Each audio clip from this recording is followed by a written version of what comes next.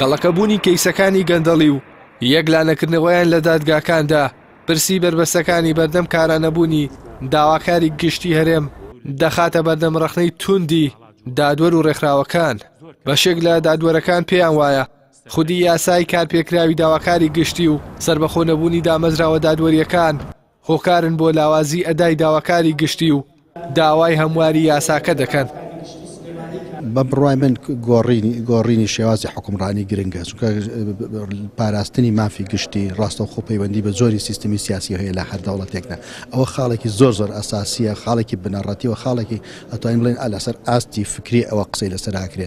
ئەمە یەک دووەم ئەو یاسانەی کە هەن یاسای کۆنن، یاساکانی ئیدعای عام پێویستە دەستکاری بکرێن، پێویستە لە بارودۆخی ئێستادا بەپێی ئەو واقعی کە هەیە هەموار بکرێنەوە.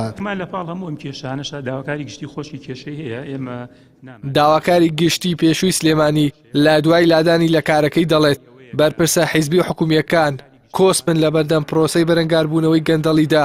هەروەها وتیشی لا لێکۆڵینەوە و کۆکردنەوەی بەڵگەکانەوە تا گەیاندنی بە دادگا پرۆسەی بەرەنگاربوونەوەی گەندەڵی دووچاری ڕێگری دەبێتەوە. قرارەکانی دادگا جێبەجێەکەن لەوێش کێشە هەیە، لە مەرحلەی تەحەڕی و جەمعی ئەدیلەش کێشەیە، لە مەرحلەی محاکەمە و لە مەرحلەی تەنفیزی شا مشکیلایە.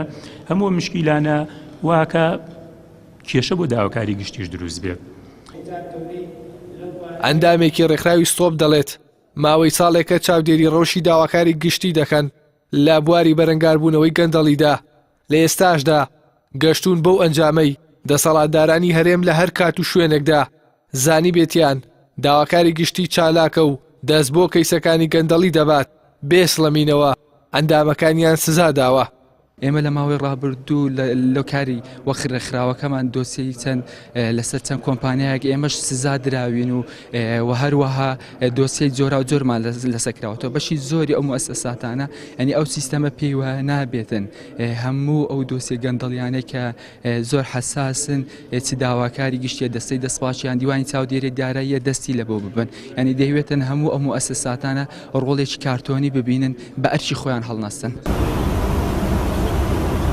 لە سای حکومڕانی پارتی و یەکێتیدا نەبیستراوە و نەبینراوە بەرپرسێکی باڵای حیزبی و حکومی لەسەر سکاڵای داواکاری گشتی سزا درابێت، بەڵام بەدەیان نمونە لە بەردەستدان کە لەلایەن بەرپرسانی باڵای حکوومەتەوە داواکاری گشتی و دادوەر و سەرپرشتیارانی یەکەیداریەکان سزا دراون و لە کارەکانیان دوور خراونەتەوە.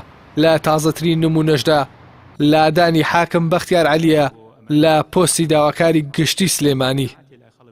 ئیحسان سابر، کەناڵی ئاسمانی پەیام، سلێمانی.